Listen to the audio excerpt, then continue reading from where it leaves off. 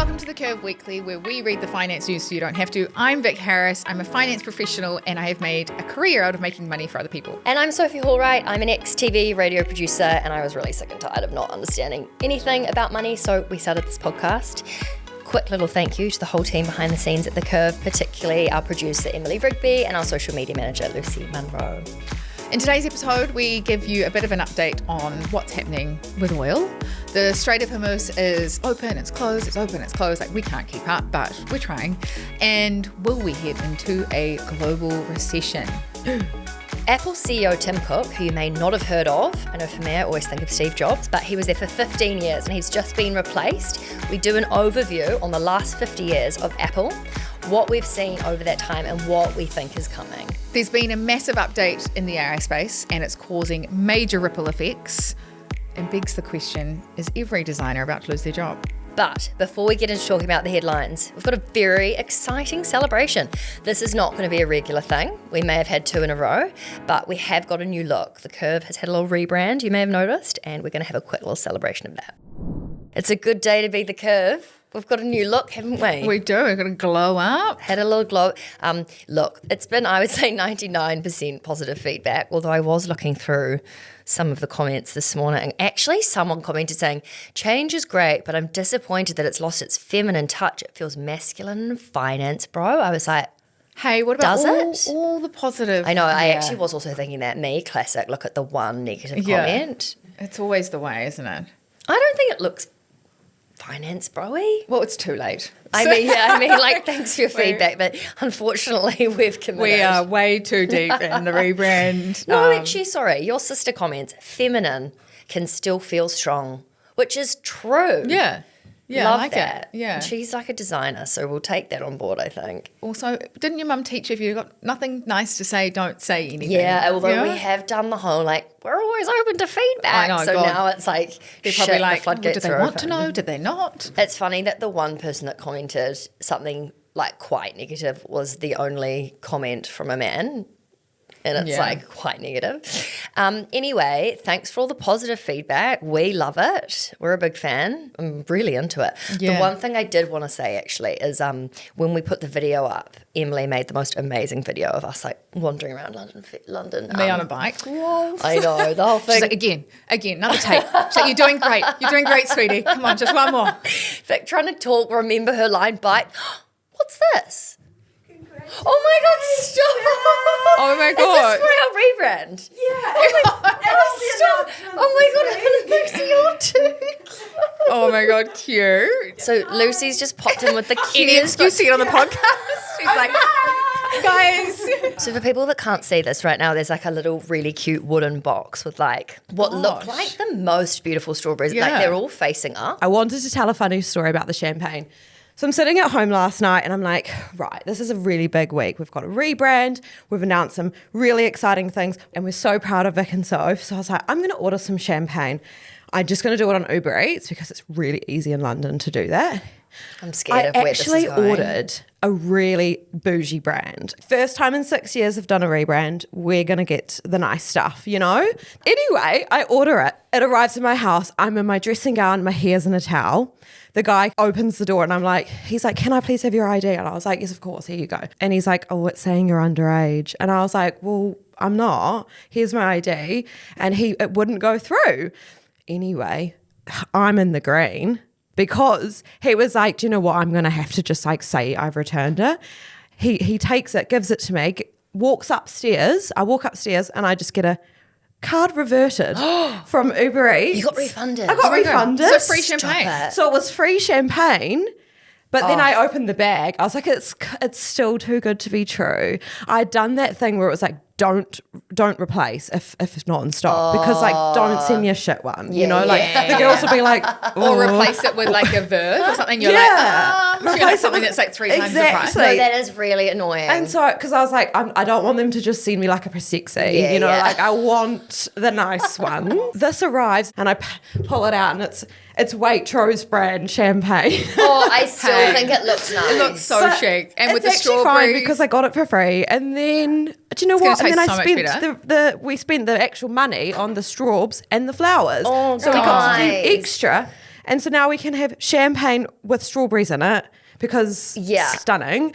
And just congratulations. Love you guys. You guys, this is so sweet. Thank you. And for everyone who has like commented with the OG branding stuff, we actually loved our brand before we changed it. Well, we had it for 6 years. It was freaking great. It definitely. And our friend Lucy, who did the design originally, she has an amazing business called Friends of Friends Design.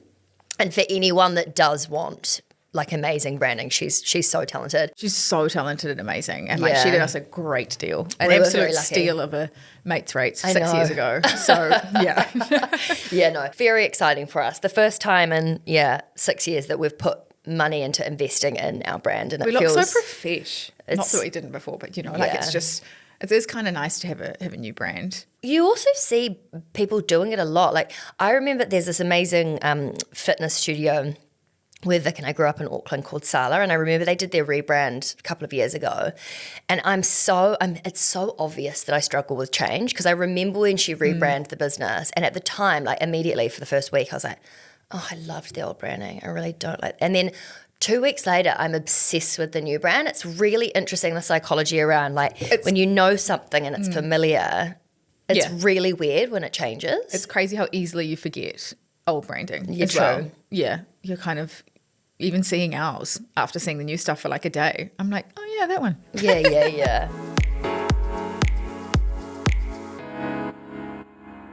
Oil. Gosh, it is hard to not pick up a newspaper without an oil headline. Oh yeah, it's everywhere. It's dominating. It is been a bit of a whipsaw week. What does whipsaw mean? Is it whiplash, the word you're looking for? When things go like up, down, left, right. Anyway, I was talking to a friend and he was like, oh, I heard the Strait of Hormuz is open. And I was like, is it? And I was like, oh. And so I went on and I was like, oh, it is. And then literally like 5 minutes later, it's like, it's closed. Honestly, I mean, we've been talking about this for 2 months now. And when it first started, Trump was like, this is only going to last 2 weeks.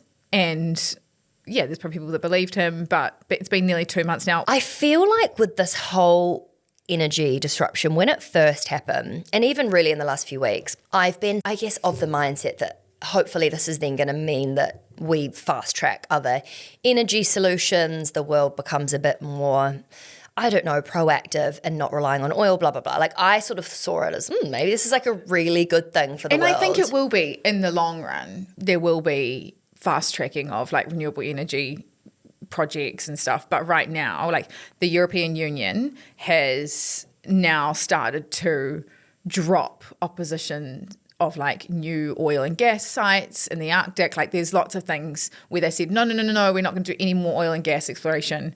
And now they're reverting. They have to. They have to. Like, yeah, Europe is really, really struggling. And it doesn't matter now if you get your oil from the Middle East or not. The whole oil prices is still up near $100, and that impacts everyone. You know, even if you're getting your oil from the US, the price of that oil is, $100 a barrel. So it's very much, still hurting everyone in the world, no matter where you get your oil from. And to put that in perspective, people haven't been listening. Like we were at $56 in December, and we're now at 100. 4 months later. That's double. That has to flow through to inflation. And so on the inflation point, because I've seen lots of things floating around and people talking about, if in the next 3 months we don't get this moving, it's already a macro, like global issue, but people saying if this continues for a certain period of time, it's pretty likely that the whole world goes into a recession. I know you can't say, yes, that's true, because obviously we don't know what's going to happen. But why is that impact so enormous to the point where the whole world would fall into a recession if this doesn't open? Because I guess you'd look back at when this happened before, and in the 1970s, when it was much, much worse, because pretty much the whole world relied on oil from the Middle East, and it was a complete stop. So it wasn't just 25% of the world's oil. So that was way, way worse. Sorry, what happened in that? It was essentially some disagreement, and then they just they said that we're not exporting any oil. So it was a similar situation where it was essentially the Middle East stopped exporting. Yeah. there wasn't other places where, the US wasn't as big back then in terms of its oil exports. So the whole world was very reliant on the Middle East. And so you look back at that and go, okay, what happened there? And it absolutely crippled the global economy because inflation absolutely skyrocketed. We're not in that position right now, but you are right in that the longer this goes on, the more likely it is that the whole world goes into a recession. It's so scary. And really what the actual hell one thing like that can have ripple effects on the entire, every economy. Which is why so Donald weird. Trump is so adamant at getting this fixed as soon as possible. But It'd be really it's a good if war. he hadn't made the problem in the first place, though. I know. Like, maybe this is you going to impact the shouldn't- economy. Maybe I'll change my mind. He's like, oh shit. Now I've got to really. Gosh. It's like, no. Maybe just think before you speak next time, or you actually act. So yeah, it's because oil as a commodity is used in absolutely everything, pretty much. It's not like gold. It's not like cotton. It's not like coffee. It's not, like that kind of stuff. Cool. You can cut out or you can swap to other things. Like there is just, the world is still so reliant on energy, and you can't just swap from, oil to another source of energy. Like there's not enough. And it starts impacting people. Like if you're in the depths of winter and you can't afford to put your heater on and you're an older lady, like there's people's lives that start being at risk and stuff. Like it's quite detrimental. So I did want to ask you a question on like a global recession's one thing, but I've also seen headlines about the idea of wealthier countries being able to like protect consumers and shield them from suffering from an enormous, but then there's countries who would have like completely different impacts as flow-ons from what's happening.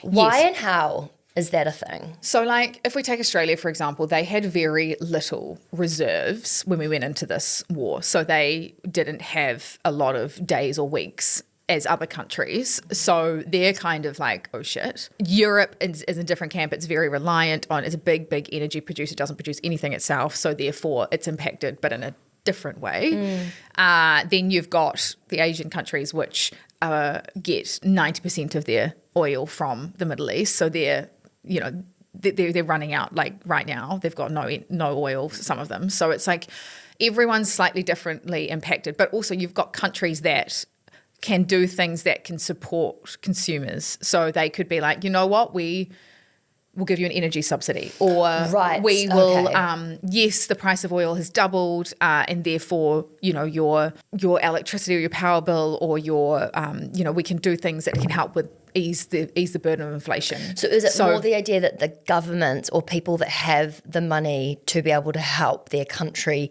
they can be the ones that take the hit rather than the people in the country? Okay, they'll have to step in, but then you're taking on debt as a country, and then that has to be paid back, and that's higher taxes down the track. We're already still dealing with all the COVID payouts that have led to high tax rates. So that's an example of the government stepping in a more, I guess, wealthy economy and saying, "Don't worry, we'll help you out." But then they go into more debt. People lost their jobs, and so it's like, "Cool, we'll pay you." Like the furlough in London when people lost their jobs. Yeah, and we're like, "We'll pay you, even though because you can't go to work. It's not your fault. It's like we'll help you, but that money has to be paid back or got from somewhere, which means you have to cut healthcare, or you have to cut education projects, or you have to cut, like it's such a balancing act of like. Honestly, the more that I learn about the economy, the more I just never want to be dealing with and I just cannot even imagine the pressure and the jigsaw puzzle of trying to like sort this out. And then people latch on to one little highlight, which is, and I'm not saying little, but it's like, they're cutting, I don't know, maybe school lunches for children. And the person sitting there being like, because it was that or this or this or this. It's like a shit option everywhere you go. And then you get the political side, and politicians are like, the Sophie Horwright party is cutting this. It's like, no, but like, what about all the good stuff I'm doing? It's just be exhausting. So exhausting. And so hard to please everyone. 100%. And even if you had the best of intentions and you really wanted to help globally, your country, people, like you, even if you weren't biased in a political sense, everything would seem like that. And you're right, it's the media or anyone just will find any excuse to tear down someone's decision and say that they could have done better. But I am just so not jealous of anyone that has to make those calls. So we will update you on what's happening. But probably by the time this podcast comes out, it'll probably open again, and then it's closed again, and then it's yeah. I think one thing to remember though is that it can feel quite overwhelming. I think the magnitude, like when I read that headline that said, the whole world going into recession, I don't know if this is good advice or not, but in the same way that you say, Vic, like if there's huge news coming out about a business, should you be checking your accounts all the time and making different decisions? It's like, actually at the end of the day, a lot of us can't do a huge amount with what's going on. Like, yes, it's good to be informed, but also, I see people that are obsessed with looking at what's going on with this oil news or, to be honest, any news, and it's quite detrimental from like a mental health perspective because there's this feeling of enormity and also not being able to do anything. And I think there's a balance between being informed and being obsessed and it like impacting. And I think we can't do anything really. No, and I think it's also like we've been here before. We'll probably be here again. Well, that's, hopefully not for a few years, but like this stuff, there's always something that's going on in the economy. And I think that the best thing is just to make sure that you are diversified and you're not investing, your whole portfolio in oil and gas companies or, to be all honest, in one country doing quite well right now. Yeah. I know, But that's the thing, it's short term. I still believe in the overall like structural change of the world that we're going to be less and less reliant on oil. Oh, if you think in the next 10, 20 years, we can't be as a world. As a world. As a world. God, sometimes we say things and it just does not sound smart. Moving on. Apple. We have a big announcement from Apple. The CEO of Apple, Tim Cook, is stepping down after 15 years. Can I say, I feel really sorry for Tim Cook in the sense that when I think of Apple, I do not think of Tim Cook. I know. He has done so much for this business, but I just think of Steve Jobs. And it's crazy. Like when I saw this headline, I was like, he's had a couple of years in the seat. He's just been in there. He's just been voted in. And then I was like, wow, I don't know if that makes me feel old or him. I don't know, but 15 years. I was like, God, I remember when Steve Jobs was CEO. I mean, he's done an amazing job as well. I was looking through what's happened in the last 15 years and it's, he's done an amazing job. I think also when we talk about CEOs being replaced, quite often it's because they've done a shit job. But surely it's not that. 15 years is a long time in a really innovative, fast-moving company. They must just need fresh blood. Yeah, and he's 65 and it is one of the biggest companies in the world, the most valuable. He has delivered an incredible result in terms of the Apple share price. Like the share price is up 1,000% since he came in as CEO in 2011. And also he's outdone Steve Jobs. Like Steve Jobs was really only there for 11 years. Well, it's quite interesting. And if you haven't read or you don't know the history of Apple, like Steve Jobs was obviously started it, founded it, got it to a point, then got a board in, and the board ousted him because the company was going bankrupt. And then they got someone else in, didn't do well, and then they asked him to come back in, and then that's when Apple took off. So it's interesting. Did they ask him to come back in, or did he say, let me back in? They asked him back in. Interesting. Yeah, but if you'd tail between your legs, be like, we thought we could do it without you, but we can't. Come back, please. So Steve Jobs was kind of like the visionary, right? He was the founder, and you can see it in all the products that Apple first came out with, like the iPod and all of that. For him, design was the main thing, right? It was incredible technology, but with amazing design. Yeah, and he wanted to create this kind of consumer brand within tech, not like a tech brand. Everything out there was IBM, Dell, HP, so disgusting. Even Microsoft, just it's not something Nothing beautifully aesthetic that you want. Yeah. That's a status symbol, essentially. And so he created that with Apple. And then, Steve Jobs unfortunately passed away, but Tim Cook overtook him. And he was a real instigator in supply chain, manufacturing. How do we get now? We've got these beautiful products in this great business. How do we make it scalable and dominate the world, essentially? So he focused on that, and then also brought in the software, the recurring revenue, which is massive for Apple now. Yeah, iCloud and all of that. So iCloud gets me every month. I know, same. It's you have reached your limit. I'm like, it's only an extra £1. And I'm like, genius. gosh, you say that to a few billion people. Yeah. And so this new guy is coming in. He's been at Apple for ages. He is, and this is exactly the same as Tim Cook. He was someone from inside the company that came through. He was an I operations love guy. that they do that they promote from the inside. Yeah. It's such a cool, I mean, it definitely signals that you work hard, you do something amazing, and you get promoted and valued. I think that when you go externally, whether it's for a manager of something, not even if it's not a CEO level, just gives a different feeling to everyone in the company. And also Apple is a big, I don't know, it's quite different, I would say, to other companies in that the ethos and the brand and the mission is so ingrained in everything it does that bringing an outsider could really damage that in a sense. I don't know. I mean, that's just going to, but anyway, this new guy, he's from inside as well.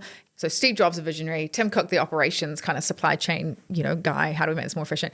And then this new guy who is John Turnus, he is kind of an engineering product background. Cool. So it's kind of, everyone's like, okay, cool. Is he now going to be the guy that's going to like take this and Steve Jobs 2.0. Yeah, Steve Jobs 2.0, but also, Apple's been lagging in the AI space. And so is he going to be the guy that's going to kind of make it an actual viable competitor in the AI space and all of that? So yeah, everyone's kind of thinking that he's going to be Jobs 2.0. And also it's quite sad. Like I would hate it if I left as CEO and then the share price goes up. Has it happened? Like Really? you kind of be a bit like, oh. Oh my God, yeah. I mean, it moved like marginally, but for Apple, that's still that's still millions and millions of shares. I mean, Usually, oh God, if you're a really good CEO, when you leave and announce you're leaving, no matter who's coming in, because it goes there's down, no track record 'cause of people this are person. scared. And people are like, oh, we don't like change, and so it goes down. Anyway, yeah, it's a big change for Apple, and there is a bit of nervousness because this is a new person. He's much younger. How old is he? 51. Yeah, wow. Spring Which chicken. I know it's not like young in the scheme of things, but like I mean, to be running one of the biggest companies in the world, it's pretty at young. 51, yeah. Do you know what I kind of wanted to bring up with this story is the idea that Apple is 50 years old. Like Apple's been around for 50 years. Doesn't that sound like a shocking amount of time? Like when I think of Apple, it's innovative, it feels new, it feels like the last 10 years. It's been around for 50 years. Yeah. And I was thinking like what was life like 50 years ago? In the sense that yes, they've got a new CEO and hopefully it's going to be a new wave of change and exciting things happening. But 50 years ago, firstly, none of us were alive, no one in this room, firstly. Because I honestly think technology, 10, 15 years, not 50.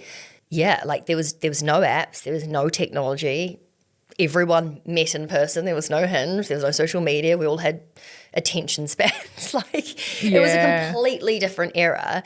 And to think that, I mean, this is when if you were trying to call someone long distance, it was unbelievably expensive. You had those scary, I just think that the idea of replacing who was there in terms of thinking innovatively, like Steve Jobs and the other Steve, whoever his name was. I actually read this morning. It was started by two Steves in a garage in San Francisco. I was like, God, they're such visionaries to have even thought about technology 50 years ago. Yeah. But I also think I was then looking, okay, in 50 years, what have they done and what have been the all-time hits and what have been the absolute disasters? Because you also think of Apple and you think, oh, banger after banger after banger. But they've actually released a lot of shit products too. Totally, yeah. There's been a lot of flops and do you remember? I remember the iMac when it first came out at school, and we had one in the computer suite, and it was orange, and and it had a big back, and you could see into the computer, and I was like, whoa, and it was so heavy, and it's crazy to think that now we've got that's a good these. example because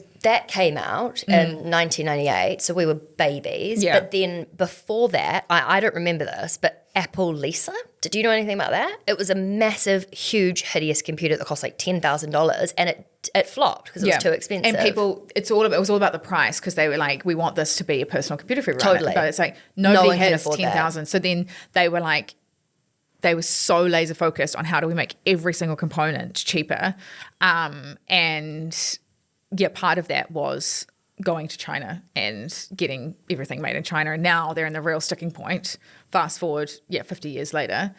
And China's has a stronghold over Apple in terms of, because it does get so much manufactured there and it has nowhere else to go, really. It's interesting, yeah. But I think my main takeaway when I was looking at this, I was like, okay, the Macintosh, huge. iMac, huge. iPod, I mean, game changer for listening to music. The iPhone, I mean, the most outrageously successful products in terms of millions of them sold like every second, you know. But I think it's more just interesting to think about the fact that, like, yes, while all of those things, iPad, Apple Watch, AirPods, all of them have been totally game changer to the way that we all consume and engage with the world. Yeah.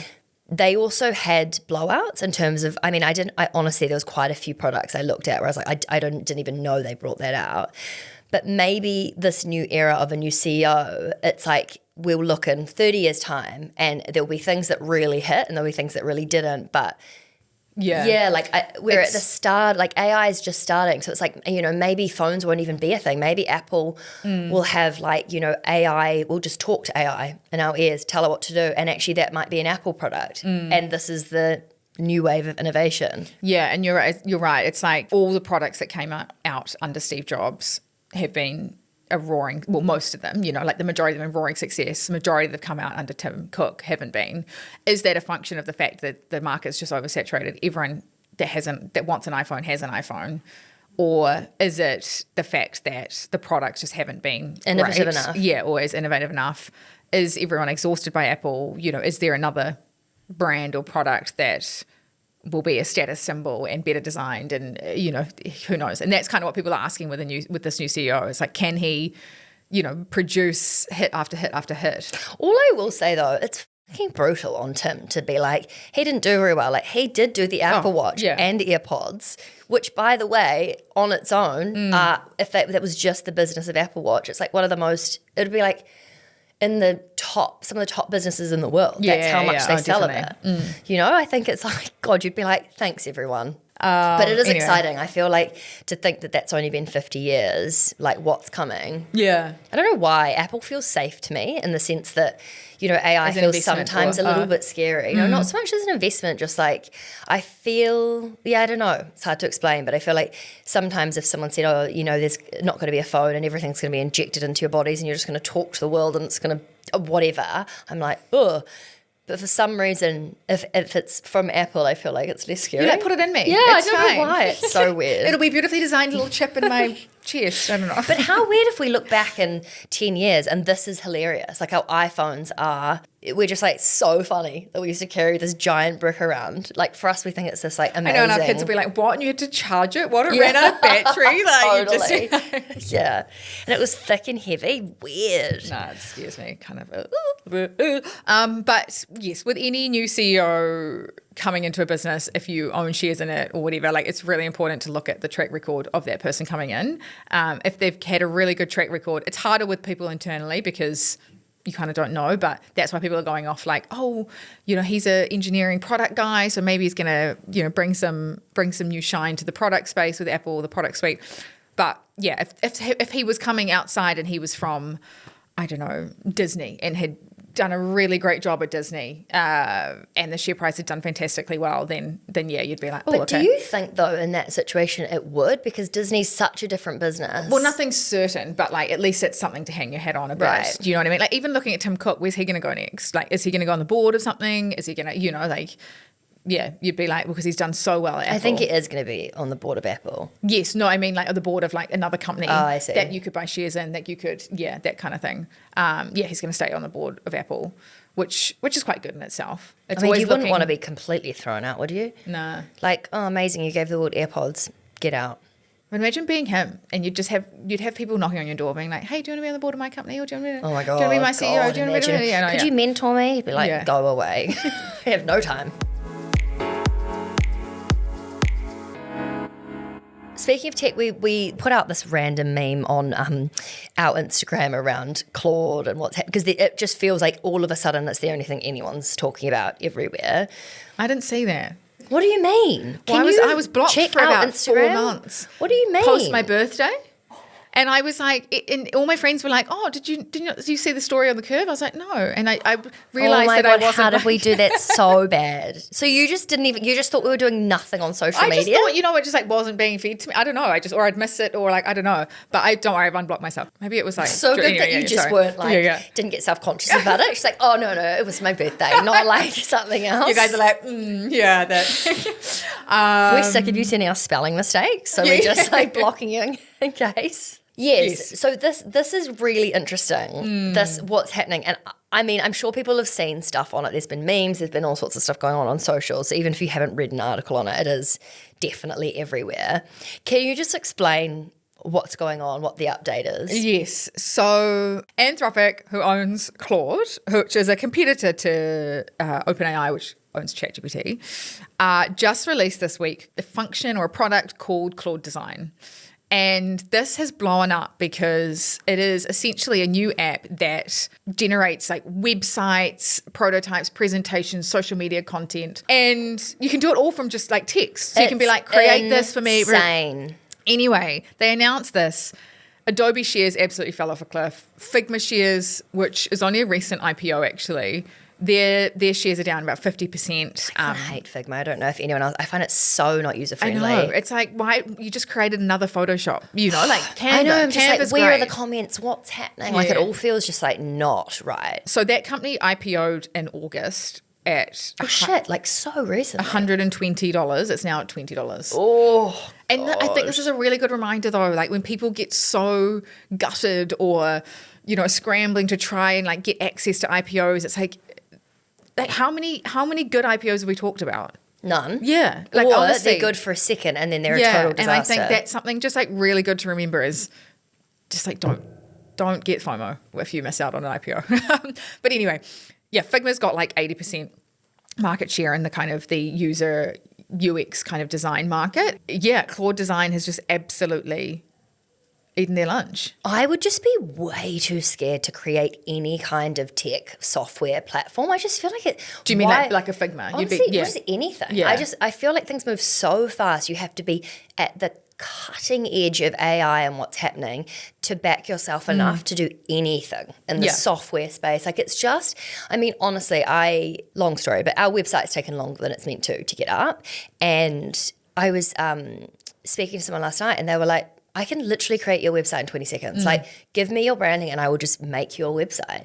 I don't know. I feel like it's... We're not discrediting, like, obviously there is so many designers out there that do incredible jobs. I think for Claude Design, it's going to do away with, you know, the kind of, I guess, and I hate to say, you know, the graphic designers, the graduate, like the kind of the low entry level jobs. Like I've been using it to do stuff that I would normally outsource to a designer, you know, like really She's basic, a designer. right? Yeah. but that kind of stuff, right? Like that's me being like, no, I'm not going to pay someone. I can do it myself. Like that kind of stuff. I think when you get into like the real technical stuff, maybe, you know, there's still validity in using someone that's like experienced but it does just make everyone way more efficient. Any type of AI, whether it's Claude Design, yeah. But I also think what Claude Design or just this general space is also signifying is that while we've relied on massive platforms like Shopify to build a website or Photoshop to design or whatever,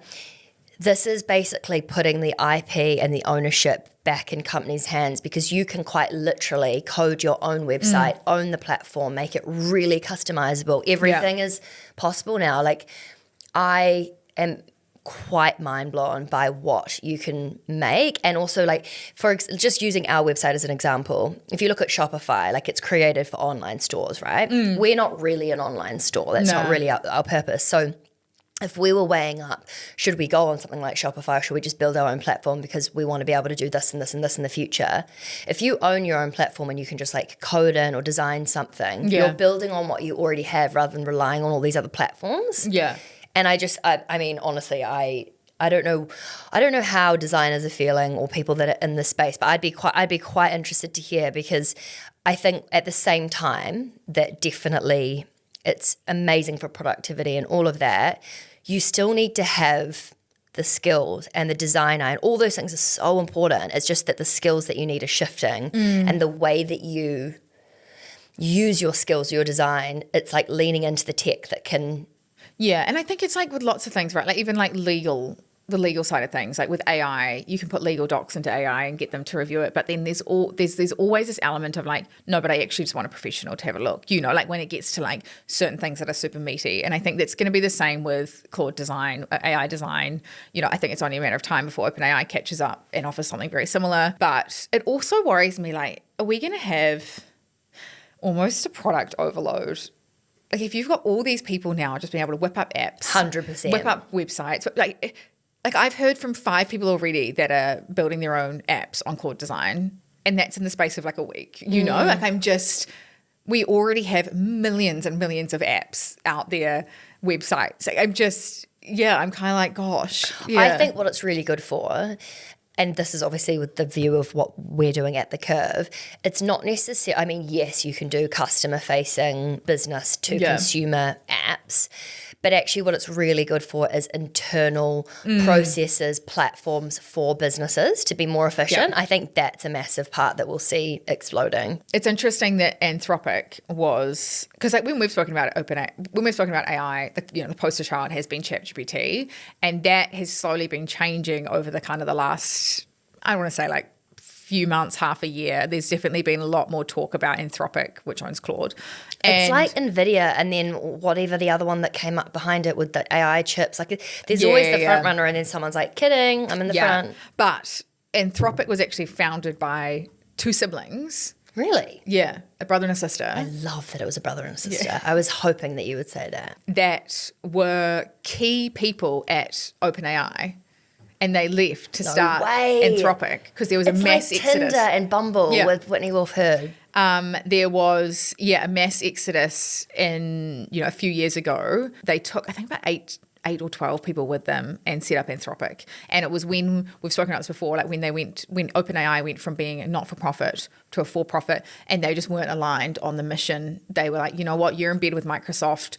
This is a money-making commercial thing. We want AI to be, more, they were more focused on the safety element and, how can we do this with like within the parameters of what is safe and realms. And so that was how OpenAI started, and that's why they were there. And then when that kind of disintegrated and they were like, okay, actually you're just a money-making machine, we want to go. I love that that's happened. I mean, imagine having lost them, like that brother-sister duo, and being like, shit, they were quite good. They're probably going to go to something better. Do you remember in November 2023? Probably not. Yeah. There was a coup and they ousted Sam Altman from OpenAI. Yes, yeah. And they approached the Anthropic guy, one of the siblings, to go back. And he was like, no. Yeah. I just think Claude's so much cooler now. I know, yeah. Oh, wow, I love that. What was and they spoke about merging the 2 companies, actually. Imagine. Oh God, if we didn't have OpenAI and Anthropic and there's just one power, So now they've got this like bit of rivalry, right? And because they're the 2 like leading AI companies. And not sure if you saw this, but there was a Super Bowl ad that Anthropic did, and it was a piss take at OpenAI. And it was someone asking someone, and that like one person was supposed to be there, like ChatGPT, and they were like, "Hey, can you help me figure out how I get from blah, blah, blah?" And then the person, how ChatGPT like speaks in a weird way, yeah. And so you could tell straight away that person was like supposed to be their ChatGPT, and they were it's like, actually so annoying. They were like, "Hi, Sophie, great question. You should go like," and then OpenAI had recently announced that they were going to put ads in ChatGPT. So it was like, hey, Sophie, great question. You can go this route, this route, this route. And hey, you can get 50% off it. Oh my God, and so it was just funny. like an absolute piss take. We'll play the clip. It's so funny. Hey, can I get a 6-pack quickly? Perfect. That is a clear and achievable goal. Would you like me to tailor a personalized workout plan? Yes. Perfect. Let me personalize this for you. Let's start with your age, weight, and height. Whenever you're ready. 5'7", 23 years old, 140 pounds. Got it. I'll create a plan that focuses on aesthetic strength training. But confidence isn't just built in the gym. Try Step Boost Max, the insoles that add 1 vertical inch of height and help short kings stand tall. What? Use code HEIGhtMaxing10 for big discounts.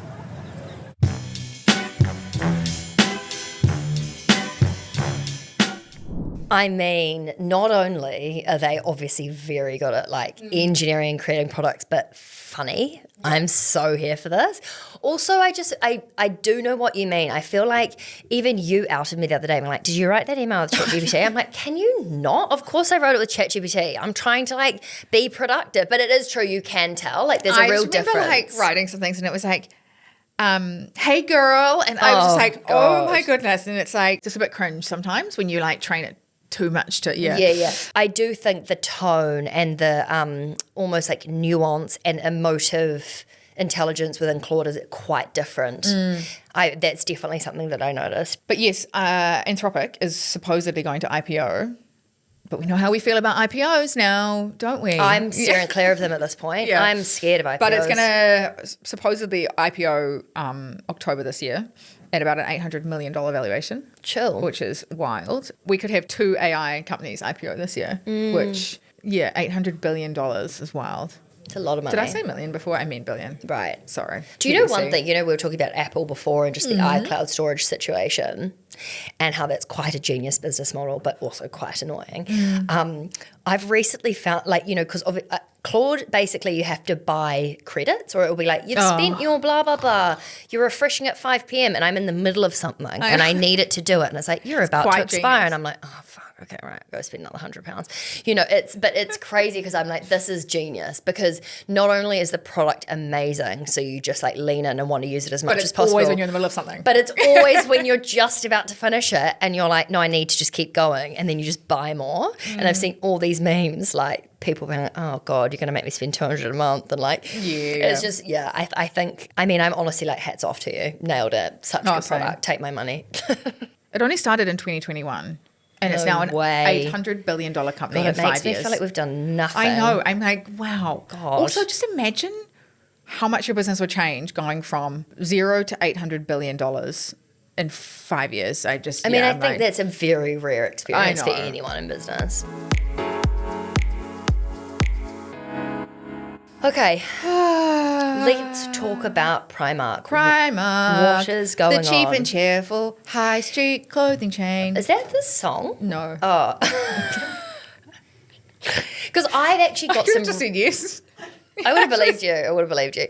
I've bought some really cool secondhand Primark stuff. I know that sounds odd, but like in some How really... much was it? Like 25 £2? Yeah, so cheap. These are really cool vintage, like... Sorry, that was rude, but like their stuff's already cheap, so I was like... No, 100%, but I just remember like, this is so cute. And then it was from Primark. What? Do you feel gross wearing it? No, I'm quite happy wearing it. I mean from a sustainability... It's unreal. I went from a sustainability angle, not from a snobby I was angle. absolutely so Sorry, proud of anyone that myself. wears Primark, I'm not meaning... No. But the point is, I didn't even know that it was a fashion label. It's not a fashion label. What is the product there? It's kind of a bit of everything, It's like right? a Shein. You're right. Okay. Shine. Oh, so it is clothing predominantly. Yeah, it is clothing, yeah. So Primark... It sounds like a cheap beauty label. The reason we're talking about it is that it's actually owned by a company called ABF, which is Associated British Foods, and they own Twinings Tea. They own Ovaltine. How good is Ovaltine? What is that? Oh my God, Ovaltine? No idea what that is. God, I mean, like, I feel so out of the loop. Ryvita? No. Crackers? Anyway, they own Primark, which is really strange. I didn't realize this. And they have just announced that they are going to spin off Primark. And so it's going to be its own listed company. So they're going to have the food and beverage company, and then they're going to have the Primark, the clothing company. Random. And people have been asking them to do this for years because I guess, like, why would you split them up? And it's kind of like if you had a cafe and a clothing shop. I love when I can tell you that you've really thought about an example to make it simple in advance. Yeah. Like, it's well, not off the top of your head. You're like, right, here we go. So think of a cafe. If you think about a cafe next door to a clothing store, and they're under one business name. You know, it's like I'm going to go to the Curve and buy. You're like, oh, some food. You're like, no, some clothes. You know, it's just like it's confusing. It's like, why are you guys together? There's no similarities. There's no Anyway, there's different drivers for each business, right? You know, there might be a really, really good line of clothing, and so that one business does really well, but it's marred by, you know, what might be a product recall in Twinings Tea because there's been an issue with mud found in the tea and bags. so it's like you're like, damn it, we're doing really well here, but this business isn't. You know, so just separating them, and we've spoken about this before, is that like when companies, you know, have their own, I guess, resources and own, like, yes, there's merit in when you have like shared overheads of like accounting and HR and all of that, but with these two businesses, they're just like, there's so not an alignment there that people have kind of been asking for years for, and also Primark's been kind of dragged through the mud a bit in terms of its sustainability. Things that you've said about it? Yeah. Me. And yes, and then also with the food and beverage business, they're being hit a bit because of all the weight loss drugs and everything, and people aren't buying. Of course. So yeah, anyway, it's going to be split off. So if you want to invest in Primark, you'll be able to invest in it like purely as is. And if you want to invest in like Twinings tea and all those brands, you'll be able to invest in that purely as is. It's interesting. Like usually when companies are combined like that, there's like a discount that's put on them because they're together and because there's such similarities. You're kind of like, well, I want to get access to this, but I don't really want that. Yeah. So you get a discount because it's like, well, we'll just give you access to it anyway. Yeah, and there's lots of like, especially when they do very unrelated things. Yeah. So like Berkshire Hathaway, Warren Buffett's investment company, that is a classic example of, they've got like this conglomerate discount because it's a company that buys other companies. But it's kind of like an ETF. You don't get to choose what's in it. There's a whole lot of things in it, and you get a cheaper price because it's a combination. Yeah. If you were specifically buying one thing, it might be more expensive. Like the overall business, ABF, is actually trading like a massive discount to like Zara, so it's not, the value is not being realized. And so investors are like, you know what, let's just separate them. And but Primark's also being squeezed by, there's so many competitors like Shein out there. Yeah. They've both got their issues, but at least they can be valued appropriately.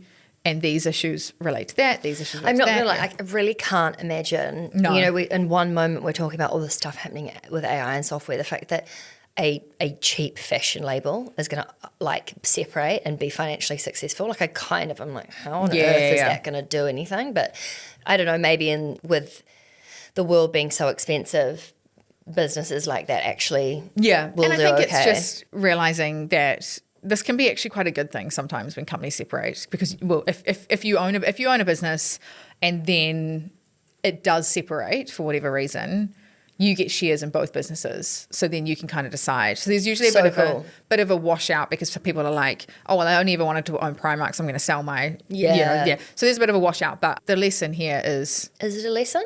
I almost feel like it's just kind of interesting as well to know what's going on. The fact that they're splitting up, and the fact that Primark is owned by the same company as Twinings. Yeah, bizarre. Yeah. Can we quickly? I Should know go into the shop and ask for a cup of Twinings. Can I just get a cup of tea? Can I get some Ovaltine? See what they say. I can just imagine Vic being like, I've got a good content idea, guys. We're going to go I'm into going to walk Primark into Primark and ask for a tea for an bag. English breakfast. Oh my god! And see what they say. Anyway, I've got a funny. Oh, okay. Please, So can we clip that? That's so funny. I went to the comedy the other week with Flowerman, and he was like, let's sit in the front row. And I was like, absolutely not. Like, no. So sat in the second row, and I was like, oh, thank goodness. And then the lady was going around and like asking everyone their names and, getting the crowd involved. Why? Oh, God. And anyway, one of the jokes was that she said was something about a hymen. And the thing that breaks when you have sex. Yeah, she was talking about some sex jokes. Anyway, and then so Flowerman turns to me and he goes, what's a hymen? And I was genuinely like, is this for real? I was like, oh my goodness. And then he was like, no, I don't know what it is. And he was genuinely shocked. I was like, oh, babe. I was like, it's like when you have sex for the first time and you break your hymen. And then the lady was like, what's going on over here? Oh, no, absolutely not. Looked at him and I was like, do you want me to say? And he was like, yeah, I don't mind. And I was like, oh, he just asked me what a hymen was. And the whole crowd. That is so... No, but the best part is he stitched me up. He knew exactly what it was. And I was like, you're such a dick. Wait, what do you mean? He did that on purpose? Yeah, he did that on purpose because he wanted the focus. He is such an attention seeker. He wanted the focus to be on us because then she's like, oh, and what's your name? And what do you do? And I was like, oh, no, we're not going. He's like, give me the microphone. Up I get. She goes, what's your name? And I was like, Victoria. And she goes, and what do you do? I was like, finance. And just looked down. She was like, that's a do not fuck with me face. And I was like, yeah, thank you. I was like, oh my gosh. Sorry, I should have promoted the podcast. I'm really sorry. I just did not want to engage in the Panicked, yeah. Fair enough. I would panic too. Being caught they said to him, what do you do? And he's like, oh, I'm a sports commentator. And they're like, oh, what sport? And he goes, golf. And the whole crowd goes, Anyway, so now. Shame. Yeah, really, I know. So it's quite funny. That's quite funny. Yeah. Thanks for that. No worries. That was a long. For anyone who doesn't get our newsletter, please sign up via the link in the podcast show notes. We've got a new look. Our new branding is coming out. And for everyone that does get our Curve Weekly newsletters, keep an eye out because it's looking very fresh this week. With the new branding. New branding, which we love. Okay. Thanks, everyone. Have a great week. Have a great week. Bye. Thank you so much for listening to The Curve Weekly. Make sure you hit subscribe or follow wherever you're listening so you're always up to date with the latest finance and investing news. And feel free to leave a comment to let us know what you thought about this episode, because we would love your feedback. We've got new Curve Weekly episodes for you to listen to every Monday, but until then, listen to Erasing the Curve. These are our in-depth podcast episodes where we chat about all things money. We're also around all week on socials if you're hungry for more Curve content, and all the links are in this podcast's show notes. We hope you have a great week, and we'll catch you for the next episode of The Curve Weekly on Monday.